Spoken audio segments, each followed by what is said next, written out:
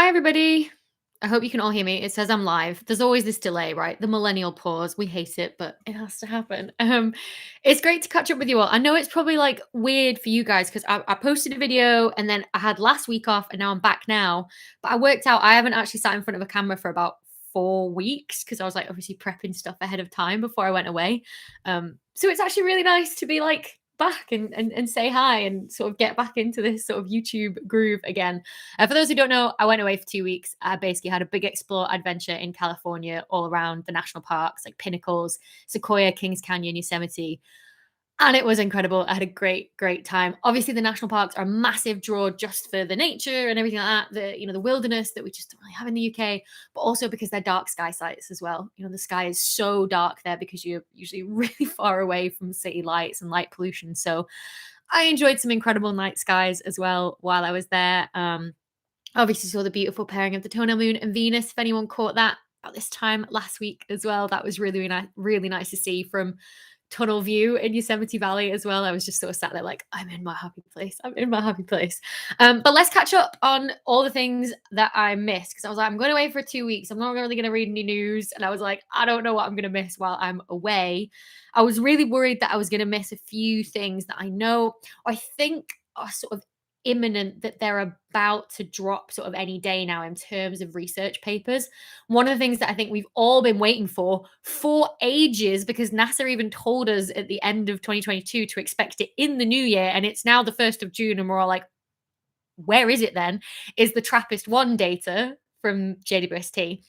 TRAPPIST-1 is a 7-planet system, a system of planets around a star in our galaxy, not the sun. And they are all orbiting very close into their star, but it's a red dwarf star, so much cooler and smaller than the sun, which means the habitable zone around that star is much closer in. And so these 7 planets, some of them could be in the habitable zone. So JWST, the idea has been to characterize the atmospheres of these exoplanets and work out, are they habitable? Do they contain any biosignatures? And I think that's been a lot more complicated, the analysis, than they necessarily thought it would, which is why it's taking so long. But I was like, what if that drops while I'm on vacation, while I'm on holiday? I was like, please, let's hope that doesn't drop. The other thing as well that we've all been waiting for is the look at supernova with JWST as well. This idea of measuring the brightness of supernovas to get at the expansion rate of the universe, and the two different ways of measuring the expansion rate of the universe that we have, these supernova and with sort of very distant measurements of the cosmic microwave background from the very early universe. They don't agree, and JWST might be able to tell us why they don't agree, whether it's just a sort of a bias with these supernova observations that we have. Like, we've just not been able to get good measurements of their brightnesses. That whole thing is called the crisis in cosmology. I've made loads of videos on it before. Some of you might be familiar. So those are the 2 things that I was really hoping. I hope those things don't happen while I'm on vacation, and thankfully they didn't. So I guess we still do have to be patient. Oh, there's loads of people saying hi on the chat as well. I'm going to try and keep up with the chat while we go. Lots of people saying hi from Germany. Hi from Germany. I'm trying to remember. Guten Abend. Is that good evening? Might be good afternoon. Oh, apologies. Yeah, and people saying, help me. Someone saying hi from Bangladesh. Amazing. From the other side of the world. Like, it must be morning there for you, or really early anyway. Texas, USA as well. Hello. Does this mean live bloopers? Probably. Yeah. Why am I even still wearing my sunglasses? As you can see, it's very sunny outside. I can't do anything about this situation. Otherwise, the light in the room completely dies. But yeah, so hello to everybody hi from India, hi from the Netherlands, hi from Scotland, Canada, Romania. Wow, we're like a full-on Finland, Estonia, Trinidad. Oh my god, there's loads of you now coming in. The Caribbean, the Bay Area, it's just there. Hampshire, hi, neighbors, hello. New Zealand, South Africa, Florida. Amazing. So great to see you all here. So let's talk about the things that I did miss while I was away. So one of the first things that I think dropped just sort of the day that I went was the news that all of the decisions have been made by the JWST time allocation panel for which astronomers got time on JWST to use it. So that whole sort of system where you write a proposal and you're like, this is what I want to use it for, and you submit it along with everybody else, and then they peer review it and they go, that's the ranking, here's who gets time. All of that news dropped, so saying who did get time and who didn't. I didn't have a proposal in this year. I'm still trying to work out how I'd want to use it for my science. my group does have an idea now, so I think it's going to be putting in for next year. But now we know what JWST is going to be looking at basically from July 2023 to June 2024, which was really exciting to see sort of, what proposals were successful. And I'm actually planning my video next week that I'm going to film tomorrow is going to be all about that. I'm going to pick out some of the proposals that I'm really excited for, look at some of the statistics as well. I don't know if you guys are interested in this, but I find it fascinating to look at which countries in the world applied for time, and what areas of astrophysics were more popular than others and things like this, and how oversubscribed was it compared to last year and this year and things like that. So I'm going to go over all those fun and interesting stats anyway, and also some of the proposals that came through. So I think that's going to be fun. The other thing I missed was there's a supernova that went off in Messier 101, the Pinwheel Galaxy, which is the title of this live stream. So maybe that's what drew you all in. And I had a lot of messages actually on Instagram and on Twitter, sort of people being like, is this legit? Can you see a supernova? Because I think the way the media picked up on it, as usual, possibly got overhyped a little bit, was the idea that you should be able to just see it with your own eyes in the sky, which is not the case, right? Unless it was, in our own galaxy, maybe Andromeda, LMC, SMC, you wouldn't really be able to notice it with your eye alone. So first of all, the galaxy that you need to look for it in is Messier 101, the Pinwheel Galaxy, which is actually visible from anywhere in the northern hemisphere because it's right by the Plough, the Big Dipper, Ursa Major, whatever you call that constellation. It's right in there. And because that is very close to the North Star, it doesn't really set at all at the minute. So whatever time of night you're up in the northern hemisphere, you should be able to spot this. So it's right on the, how you've got sort of if the Big Dipper is a saucepan, right? You've got the pan itself, and then you've got the handle. The very last two stars in the handle, it basically makes a triangle with them. So that's where you need to be looking, but you are going to need a telescope to see this. So I haven't actually seen this myself because all I have, I've been away, but also at home, all we have is binoculars and not a telescope. I've got one for some reason back home at parents' house because it's much bigger and we've got a small house here. There's not much storage room. So unfortunately, I haven't been able to see it, but I've seen some really cool astrophotography that's been done of it. Once you get an image of M101, either through a camera, if you've got astrophotography kit, or if you've got a telescope, the number that I've heard quoted is if you've got a 4-inch scope or bigger, you should be fine to be able to see this. If you know that with whatever telescope you have at home, you can see deep sky objects like the Messier objects, like galaxies, then you should be able to see this because it's a pretty bright supernova, and you should be able to see it as sort of a much brighter pinprick in that sort of fuzzy spiral shape of M101 that you can see. So not maybe the whoa, visible in the night sky supernova, there's a star there that wasn't there before. I think there's something there that wasn't there before. That's always I think about with supernova is Beauty and the Beast. I don't know why. That's just what my brain gives me. It's not that, right? That's what we'd all like, but we're not going to get it, unfortunately. Well, we could get it. Never say never, Some star in the Milky Way could surprise us. We've not got it at the minute. With M101, you really do need a telescope still. So sorry to disappoint if some of you were I would really like to see a supernova, and how do I spot it? So someone's, but I'm in London, I can see 3 stars on a good night. To be honest, one of them is probably Venus as well. So it's 2 stars and a planet. Although, to be fair, I was in New York last September for a big YouTube conference, and I remember thinking I'm not going to be able to see a thing. And I could see Venus and Jupiter. They were both up at that time. And I was amazed that I could see it just stood on a New York City block and looking up. So, I know a lot of you'll be in cities. Don't poo-poo stargazing from cities because it can be, pretty good. Pretty good. You can still see some good things is what I'm saying. You might not be able to see the Milky Way, but you can still see some exciting things in the sky. So yeah, a supernova in M101, I think was the really big news anyway, that sort of in astronomy and stargazing sort of aspects of things. In terms of astrophysics, there was a few things that I missed, and I've started making a list of them for. Sorry, I just realized I went away from the mic. I started making a list of them for Night Sky News as well because I was like, oh, I need to make sure I don't forget any of these.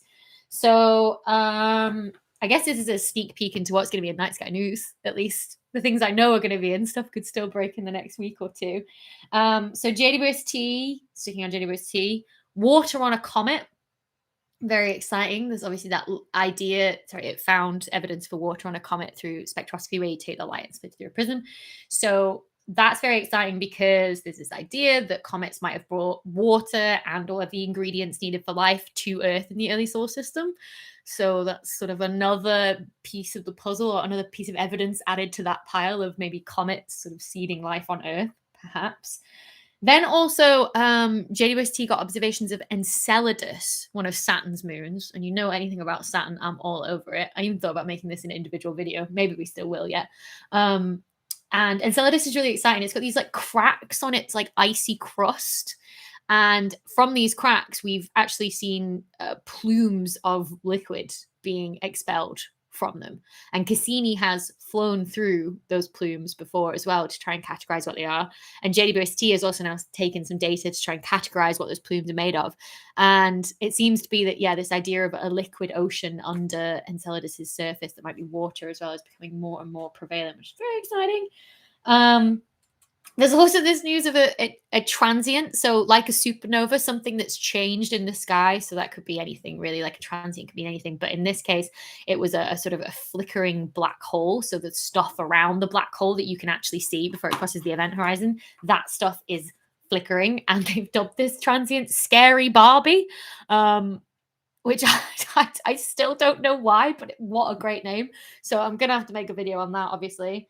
And then the Hubble Space Telescope as well has been looking at a globular cluster in our own galaxy. So a really dense cluster of stars that have all formed at the same time and all together, and has found possible evidence that there is an intermediate mass black hole in there.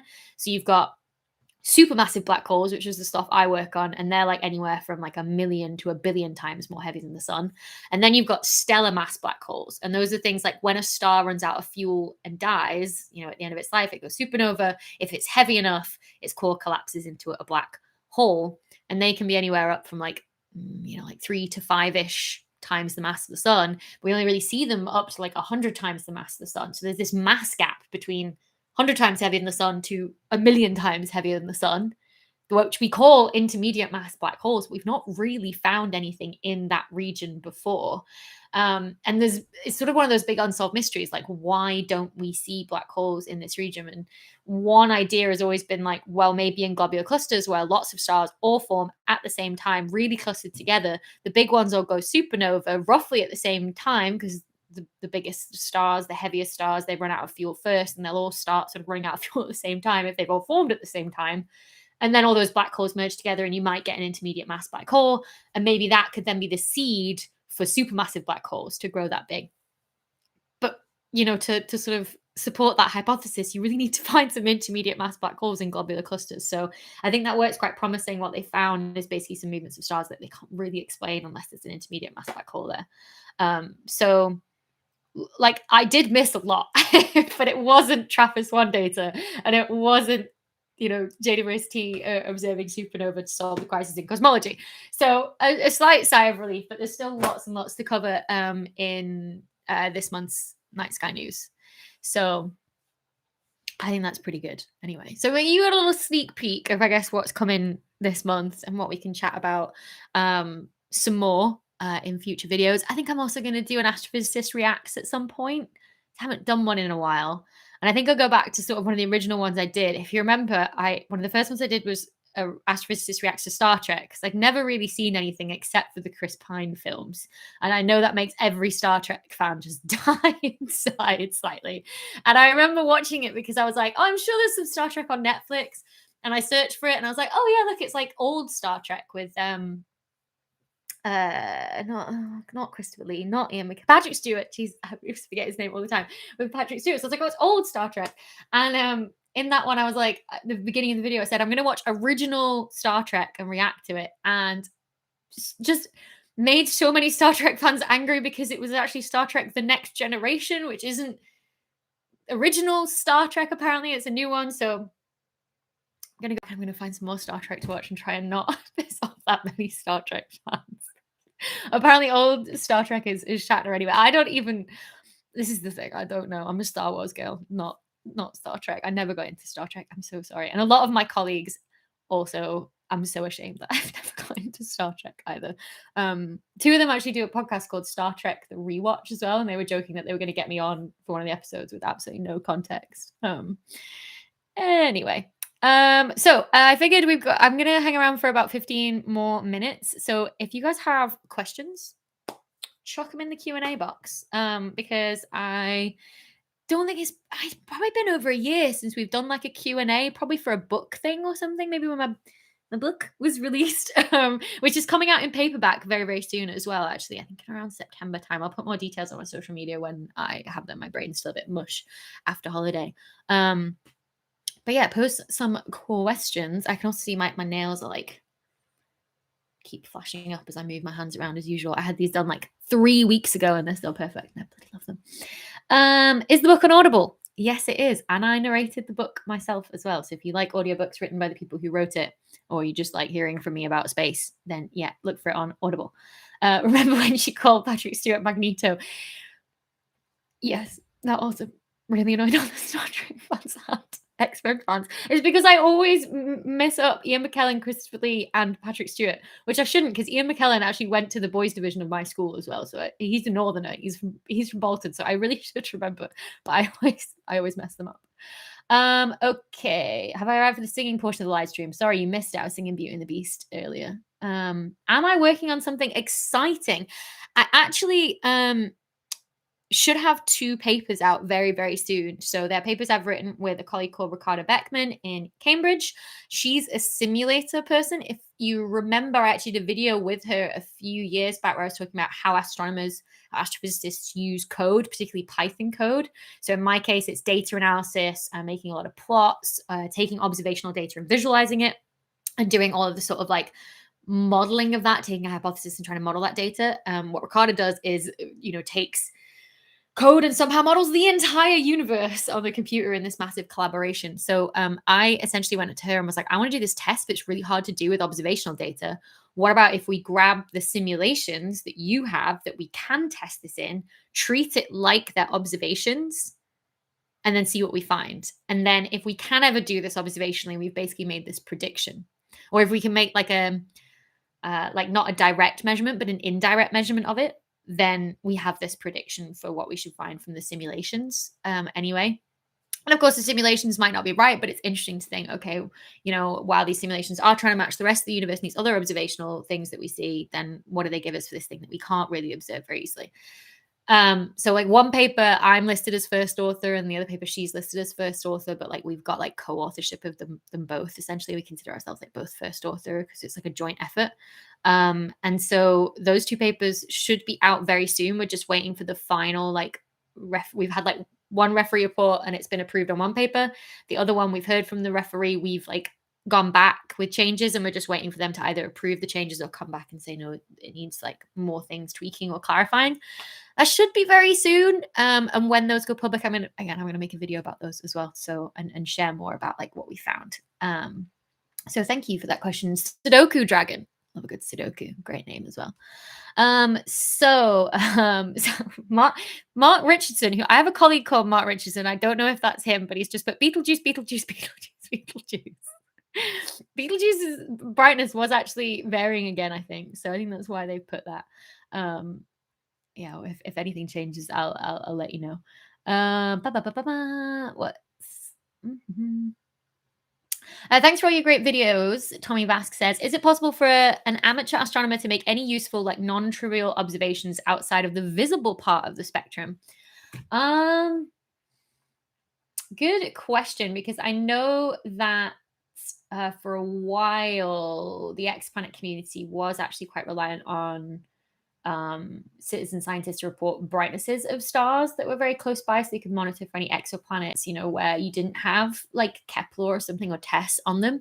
In terms of outside of it, I guess infrared in terms of asteroid detection, but I'm not sure how accessible that is to amateurs in terms of getting an infrared kit. Radio is obviously the most accessible. So if you did want to do something like that, any reports of observations like transients that I was talking about before, where anything that changes in the sky, so especially like if you've got a black hole, like in our own galaxy, the Milky Way, or a supermassive black hole, and the material around it is obviously very hot and turbulent, so it glows so we can see it and sometimes gives off radio waves as well. like any changes in the brightness in those is really interesting in terms of like what's happening to that material as it's being taken in by the black hole. I don't know of any places to report on that data though, but I'm sure there's something out there. But that I guess would be the kind of thing that, might be useful to people in the radio field anyway. Blah, blah, blah, blah. Someone's asked, where am I from? If you don't know, I am from Bolton in Lancashire in northern England. People often say that I sound like I should be a Stark in Game of Thrones. Winter is coming. That's my accent. I sound like it could be Sean Bean. Ba, ba, ba, ba, ba, ba, ba. Oh, someone said, Patrick Avis says, shout out to my old teacher, Bob Misen, who led the British Astronomical Association's Commission for Dark Skies. He passed away last month and would always slip astronomy into our lessons. That's a very nice tribute to him, Patrick. Thank you. Mojal has asked, are cheap binoculars good for stargazing? Yes, definitely. Any binoculars that you can get your hands on, you're going to see more, especially things like star clusters. So the Pleiades cluster, for example, one of the most famous. You get binoculars on that, it's going to be beautiful. I think I was talking about in Night Sky News, was it last month or the month before? So either May or April, about the Beehive cluster. Beehive cluster looks incredible through binoculars. Even just like bird watching binoculars are going to serve you well for things like that. You might even be able to see, depending on how this is the magnification on the binoculars, you might see the phases of Venus, things like this as well. And yeah, I mean, deep sky objects like galaxies, you're always going to need a telescope and things like Saturn's rings and stuff like that. But binoculars are great. Like I just have binoculars here. In fact, I could probably hang on. I'm going to dig them out. I'm still here. Can you still hear me if I'm over here? I think my binoculars, I got them for a birthday present. And in terms of binoculars, they were fairly expensive. So I have these Mead ones. They're pretty big, to be fair. They probably weren't cheap. It was probably more like £100 or so. So these are 15 by 70 binoculars. Is that going to, I feel like such like a makeup influencer. Is that going to focus? 15 by 70 Mead binoculars. And they've also got this coating on them to make it so that light filtration is great for astronomy. So they actually filter out some of the wavelengths produced by like street lamps. So it takes off that sort of like brown tinge that you sometimes get on the sky. So these are great. I can definitely recommend these. Putting them on the tripod makes it even better. But anything you can get your hands on in terms of magnification is massively going to help for stargazing. So, if you find some binoculars listed for, I don't know, 20, 30 quid, grab them. Or if you... I don't know if you know someone who's got just like a bird watching binoculars or something. Like the way I started out at home is because we had binoculars because my mum and dad loved going to the horse racing and they would take the binoculars with them to watch the horses. And I just went one day and then, I remember really enjoying myself with those. So, someone said, now those are binoculars. They are pretty, like, I remember being like, oh, wow, I don't need a tripod. I remember trying to hold them up and being like, oh my God, my arms are shaking. I need to go to the gym to hold these binoculars. I want to be an astrophysicist, but able to spend enough time with my kids when I have them. Can I be an astrophysicist from home? Honestly, yes. I mean, the pandemic basically changed how people work in astrophysics. There's no expectation to really be in the department. It's really good because it helps collaboration and research, and you can be there for talks. But a lot of stuff is, sort of streamed now in terms of talks as well. People meet. I mean, most people had collaborations around the world anyway, so most people meet on Zoom to have sort of collaboration meetings, again, which you can do from home. And I think there is sort of this feeling in academia that if you're not working like crazy 50-hour weeks, then you're not going to get anything done. But like, I'm just like, I'm going to have a great work-life balance, please. And what I get done is what I get done. And so, setting boundaries for yourself is absolutely fine. And crack on with it and spend time with your family. It's totally fine. Ekim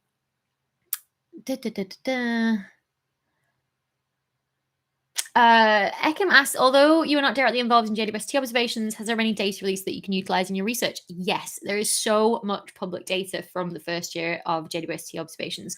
A lot of stuff that was made public in those sort of first few months because it was part of sort of the director's discretionary time early release science programs, DDTERS.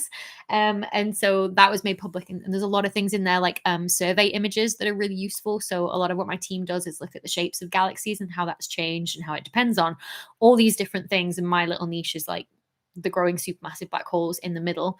But like my student was looking at bars in galaxies and how fast they move. So you sometimes see these galaxies. There you go, that was a live blooper.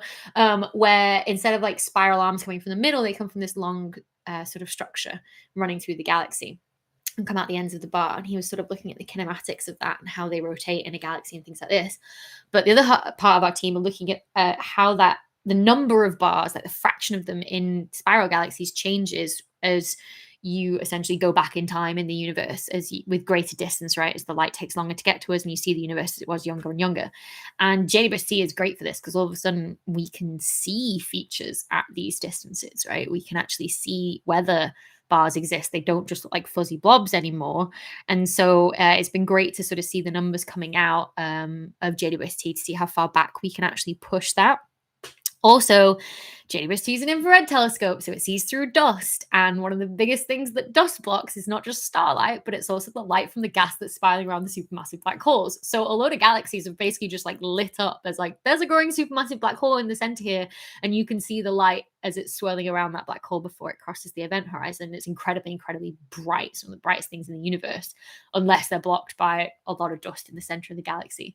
So if you remember the Stefans Quintet image that was released early on, and sort of that first batch of images, one of the galaxies just had this big whopping great big like cross in the middle of it, which is this bright source of light, the gas around the supermassive black hole in the middle that had basically saturated the telescope, and so you get these big diffraction spikes. And so those diffraction spikes are like this hallmark of like, oh, growing black hole here. It's like fuzzy blob with a great big bright thing in the middle of it, and you can spot that way out, like huge distances. So again, we're looking at sort of like a different picture of how many growing black holes there are out there and like how that changed with redshift as well. So that's been really cool to actually look at. So yeah, lots and lots of data. And we're getting to that point as well where we're sort of reaching the can never pronounce this word. Proprietary period, where, like if you get observations, you get this period of time where only you has access to the data, and usually that's like 12 months. It's pretty standard. It gives you time to analyze the data and reduce it, and then get your own results out there, and then it gets released to the rest of the community and publicly as well. I've actually got links in the description below to like the archive where all JWST data is eventually made public. The public data that is public now is there as well if you want to check that out. Like all the raw data is there, go nuts. And we're getting to that point now where like the earlier research projects that got time in sort of like August 2022, right, the beginning of JWST observations, they are reaching sort of the near proprietary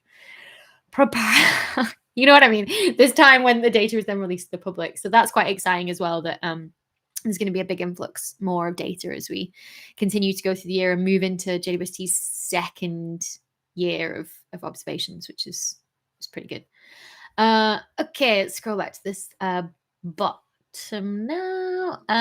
John has asked, are there any estimates of how many black holes are in the Milky Way besides Sagittarius A star? So Sagittarius A star is just the supermassive black hole in the center.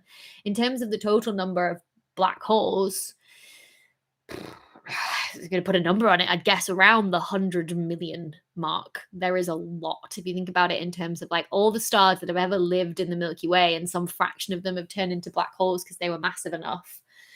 You end up with a lot of black holes. And that was one of the things that people obviously did consider for dark matter early on as well, was these what people call machos, massive compact halo objects. So massive objects that you just couldn't see, the likes of black holes, or even like sort of brown dwarfs that don't really give off a lot of light either, or even like free roaming sort of like exoplanets and stuff as well.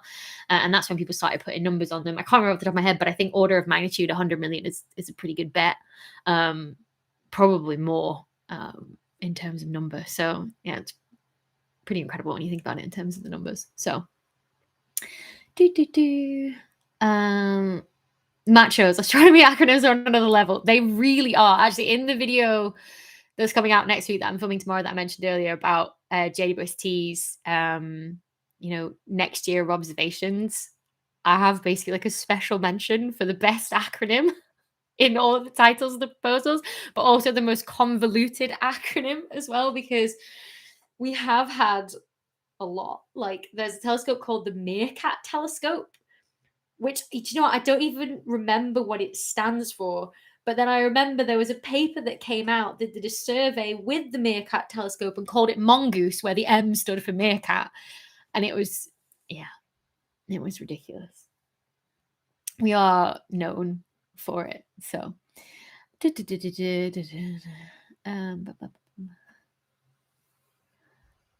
would it be possible to have an EHT-like project using optical space telescopes, or does it have to be radio wave telescopes? I don't think I understand the question, Luke, because EHT-like projects. So EHT, event. Sorry, I read that as ELT. I was like, how can you have it? You just want a 30-meter or 40-meter space telescope? You want a 40-meter radio space telescope? But EHT, the Event Horizon Telescope, was the telescope that took the image of the black hole Messier 87, and then also Sagittarius A star recently as well. I say recently, it was a year ago now. And that was a combination of radio telescopes from all across the world to basically make like a global sized telescope. And so they're asking, could you do that with optical telescopes, first of all? In theory, yes, you can combine optical telescopes to make a bigger telescope. However, it's typically only done to scales of like separations between telescopes of, I want to say a kilometer, around about that order of magnitude. Again, we're working order of magnitude between astronomer friends. Around about a kilometer or so. And that's for a couple of reasons. The wavelength is shorter. It makes it more difficult to combine, but also optical light is more affected by turbulence through the atmosphere as it comes through. Twinkle, twinkle, little star. Stars twinkle because of our atmosphere. That's the only reason. And essentially, as air moves around, the light gets disturbed. And so if you have two telescopes that are at a great distance, one's in Europe, one's in Africa, then they're going to be having the optical light coming through the atmosphere is going to be having completely different turbulence depending on like the weather conditions and the temperature of the atmosphere in those different regions, et cetera, et cetera. And so you'll have completely different signals coming in, whereas radio light isn't really affected by that. So you've got the same signal wherever you are in the world. So that tends to be why it's not done with optical telescopes. Of course, if you go to optical space telescopes, then that's obviously a different story. But then separations of less than a kilometer in space would be very difficult to keep things that close together in an array. The only way you can get really stable positions in space is like at the Lagrange points. So probably not. It's not something you would probably do. Although, engineers, they're pretty good. We can leave it to and plant an idea and see what happens. So,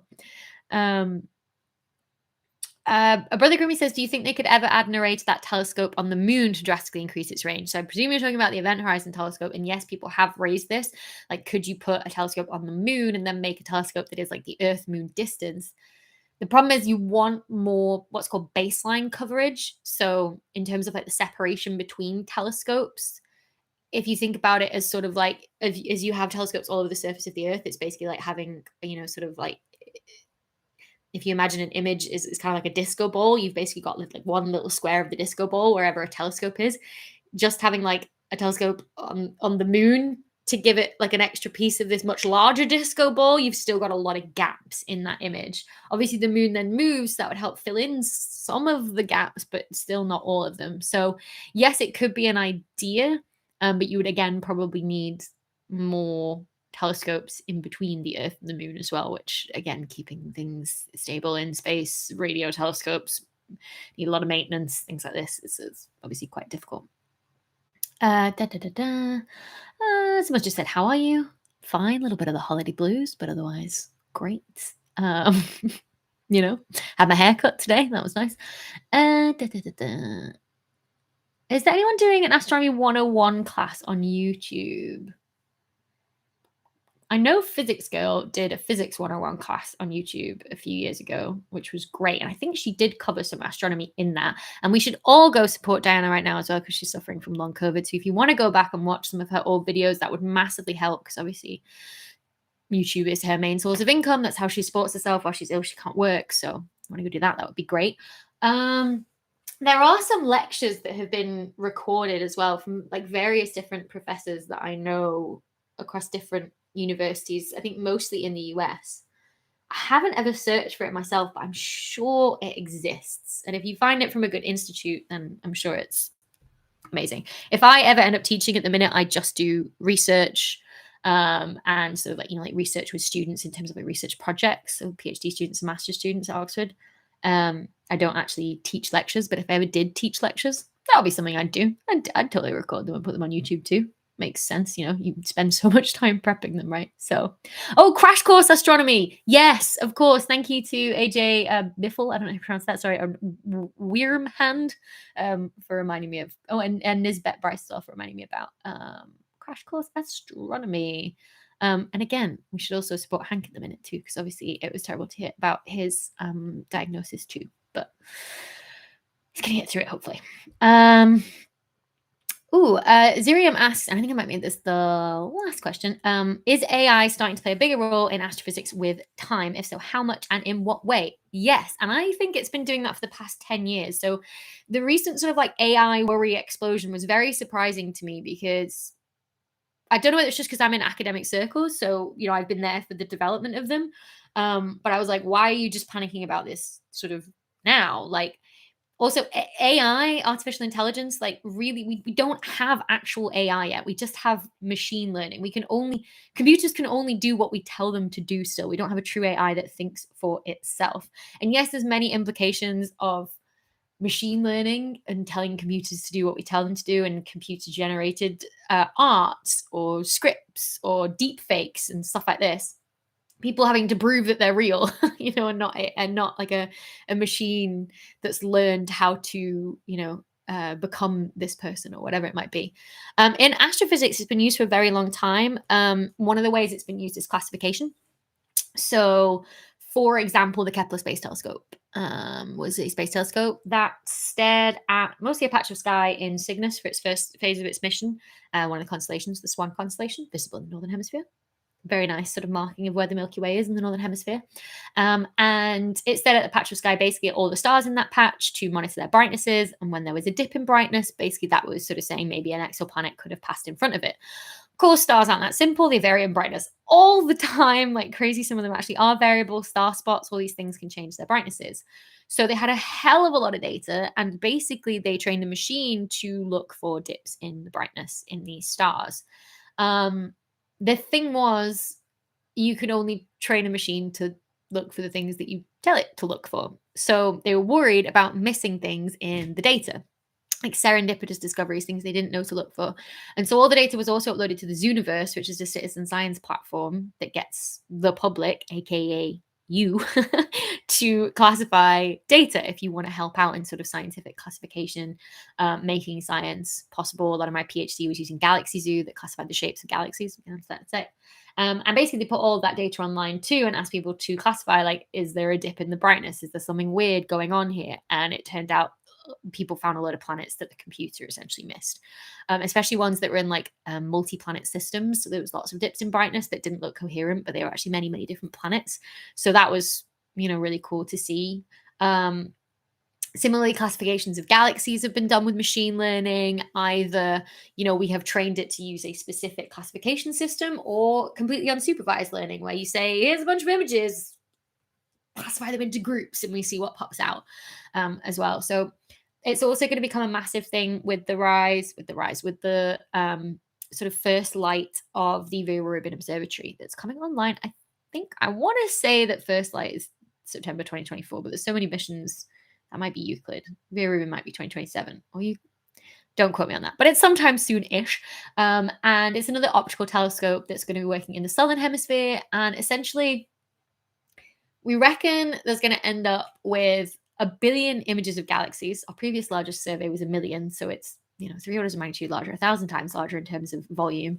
And then also every night you're going to have basically over 1 million alerts saying something's changed in the sky, and that could be a known asteroid moving in the sky, or it could be something that's a known variable star, or a known black hole that material around it is flickering, or whatever it might be, or it could be something new like a supernova that's never been seen before. And so essentially, with such large data sets, people are working on now the tools where machine learning or AI will essentially try and classify that data that it's very, very sure of. And then the stuff that it's not sure of, we can show to humans to be like, what is this? Like, is this something that looks like a supernova or an asteroid that's changed or whatever it might be? And that's the only way you can tackle these huge volumes of data. And the same with all the galaxies. We're actually currently running this on the Galaxy Zoo project. So this universe I mentioned before, this citizen science website platform where you get people's classified data. Brilliant platform if you want to get involved in sort of like science research somehow. It's where you can contribute. Essentially, the galaxy images that are on the site now are those that a machine has looked at and is like, I'm not really sure at all what this actually is. And that's a pretty good thing, because essentially what it means is it gets rid of all the easy ones that are just blobs, not very exciting to look at, and gives you the stuff that is exciting to look at, much more sort of like weirdly shaped or whatever it might be. So yeah, there's lots of applications for machine learning in astrophysics, and it's been people have been applying it for a very, very long time. There's been a lot of collaborations between the astrophysics department and like the computer science department at Oxford while I've been there as well. You know, the computer science department are really looking for applications that can drive the advancement of their algorithms, and we can say like, you know, your algorithm that you've got that you think is great can't do this for us. We need to improve it. You know, things like that. So as usual, astronomy, you know, on the sort of the forefront of pushing forward technology as well, in the same way that it did for improving the strength of Wi-Fi and improving, you know, cameras as well, which we wouldn't be able to do this entire live stream without if it wasn't for astronomy. Cool. So I think that's going to be the end of my live stream. Wrapping up. I think there's some great questions. Can you tell us about the ukuleles behind you? I'm glad you realized they were ukuleles. Most people, the perspective is massively warped for them and they think they're giant guitars, but they're not. They're little ukuleles behind me. Basically, the house isn't big enough for a guitar, so I have a ukulele instead. I used to play it loads. I don't tend to anymore. I just don't have the time with both YouTube and research. I should pick them up. You know, I might pick them up later. If I do, I'll put something like on my Instagram or something. It was lovely to catch up with everybody. Thanks everyone in the chat. I hope you've all had a nice chat with each other as well. And the giant supermassive guitar. Yeah, that's what it should be. Speaking of supermassive, there was a new supermassive podcast that came out yesterday. That's the podcast I do with the Royal Astronomical Society. It's a monthly podcast. We have a topic each week. You can send in questions. We answer them. We do a little stargazing section. So if you want more, check that out. The link should be down in the video description below. I hope you all have an awesome rest of your evening, afternoon, morning, lunchtime, day, wherever you are. And I will see you back on YouTube next Thursday with a little recap of what JWST is going to observe next. Thanks all. Bye.